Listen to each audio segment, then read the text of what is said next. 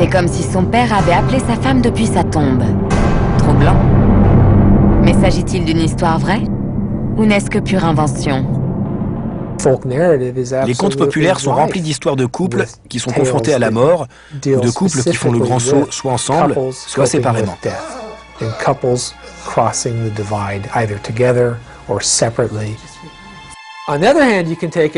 pouvez prendre ça comme une histoire pour effrayer le troisième âge.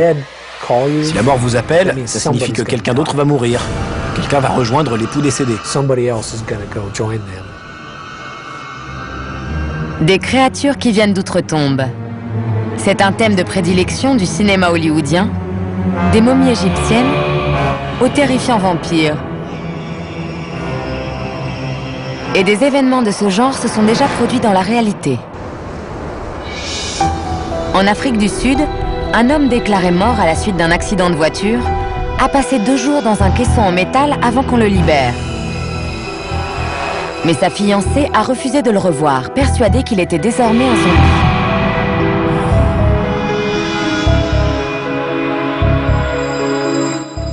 C'est le téléphone qui donne à cette légende une petite touche moderne. Cet élément est peut-être né d'un événement qui s'est produit à Boston en 1910. On a longtemps dit que Mary Baker Eddy, la fondatrice du mouvement Science chrétienne, avait fait installer un téléphone dans sa crypte au cimetière du Mont Auburn. En réalité, à sa mort en 1910, son corps a été temporairement conservé dans un caveau, gardé par un homme qui avait un téléphone à ses côtés. Il est sans doute impossible d'avoir une conversation téléphonique avec quelqu'un se trouvant dans un cercueil. Il n'empêche que beaucoup de personnes, du magicien Houdini à Thomas Edison, ont tenté sous une forme ou une autre de parler avec les morts. Dans les années 70, un inventeur du nom de William O'Neill a prétendu pouvoir communiquer avec les esprits grâce à un appareil qu'il avait fabriqué. Selon ses dires, il l'avait conçu avec l'aide de feu George Muller, un médecin l'ayant assisté depuis sa tombe. Thomas Pratt en est aujourd'hui le propriétaire. Cet appareil est censé avoir enregistré ce qui est peut-être la première conversation avec une personne décédée.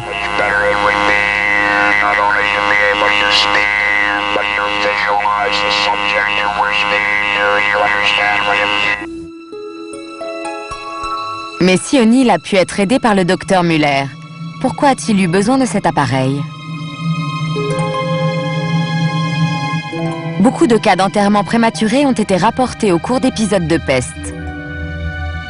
Les victimes avaient l'air morts et les vivants étaient pressés de se débarrasser d'eux. On a des preuves aujourd'hui de telles erreurs.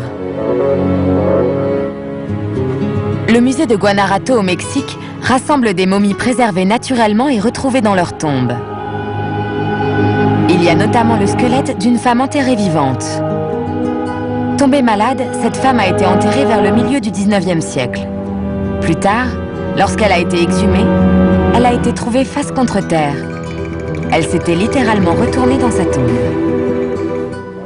Aujourd'hui, les procédures d'embaumement rendent l'éventualité d'être enterré vivant quasiment impossible. Même s'il y a quelques récits de cadavres sur le point d'être autopsiés qui se seraient soudain réveillés. La plupart des légendes perdurent simplement parce que nous ne voulons pas croire que la mort puisse être une fin. Alors, on se raccroche aux histoires qui suggèrent le contraire. Au Ghana, ceux qui en ont les moyens achètent des cercueils luxueux qui reflètent à la fois leurs aspirations de leur vivant et rendent la vie après la mort plus confortable. Visiblement, beaucoup de Ghanéens optent pour le luxe pour faire le grand saut. Même si ce cercueil n'est pas équipé d'un téléphone mobile.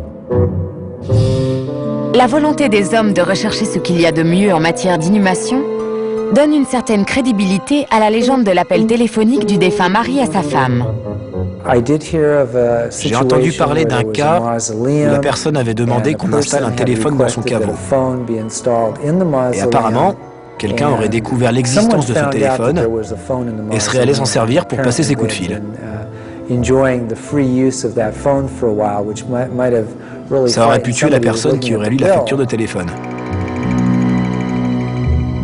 C'est probablement à Los Angeles que l'on trouve le meilleur exemple de technologie pour communiquer avec les morts. chez Hollywood Forever. Un endroit impressionnant servant de dernière demeure qui offre à des Californiens avant-gardistes une expérience d'interaction entre défunts et vivants. Les visiteurs tapent sur un écran le nom de l'être cher et une vidéo réalisée de son vivant apparaît. Vous sélectionnez des photos dans vos vieux albums, vous ajoutez de la musique ou ce que vous voulez. Ça me permettra de communiquer avec mes enfants et tous ceux que j'aurai laissés derrière moi, de leur dire une dernière pensée ou de leur raconter l'histoire de ma vie. Une idée formidable, mais ça n'a plus rien à voir avec l'histoire de l'appel d'outre-tombe, qui est entièrement inventée. Jusqu'à maintenant, personne n'a jamais réussi à téléphoner à un mort.